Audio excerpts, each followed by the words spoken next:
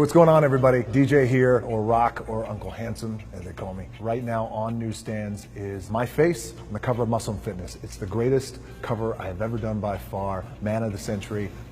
My personal history with Muscle & Fitness goes way back. My dad was a professional wrestler. He would always go to these hardcore gyms, him and his fellow pro wrestlers, Tony Atlas, Ivan Putski, Paul Orndorff, Hulk Hogan. I would just hang out and I would read his bodybuilding magazines.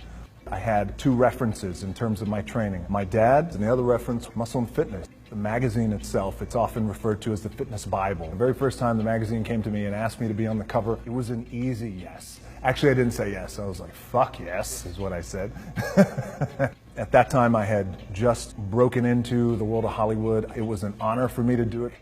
The very first time I worked out in the gym, I was with my dad. I would get on the wrestling mats with him, bend my body into pretzels until I tapped out. Finally, when I was about 10 years old, he let me hit the weights. The very first exercise I did was a bench press, put on 225s, press that up. Like, all right, you ready to go to the 45s? I was like, yeah, let's go to the 45s.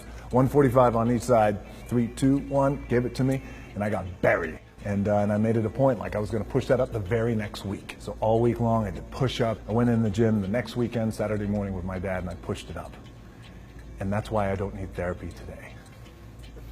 Being the man of the century for Muscle & Fitness, it's an honor. It's not a right just because you become a star. I've had the opportunity of being on every magazine cover in the world. We've had amazing shots, Rolling Stone, GQ, Details, Esquire. To be man of the century for Muscle & Fitness is by far the best cover, the greatest thing that's ever happened. So when I was 13 years old, we got evicted out of my place, out of our little apartment in Hawaii. I had no place to sleep, but I knew at that time the men in my life who I aspired to be were all these men who went to the gym, who were on the cover of Muscle & Fitness, by the way. Arnold, Chuck Norris, Clint Eastwood, you name it. I'm very grateful, and I hope I do the magazine proud. Meeting Joe Weider was an honor. He was all things that I had hoped him to be.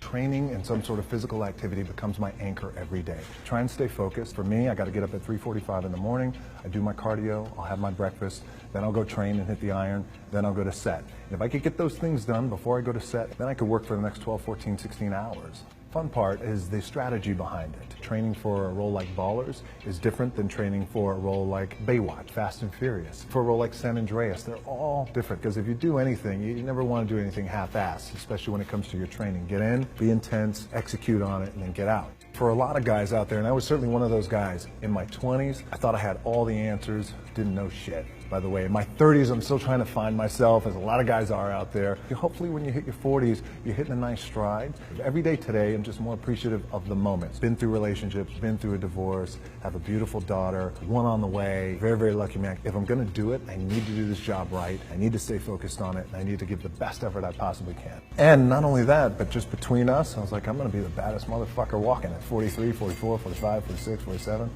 Social media for me it's become the most valuable asset I have.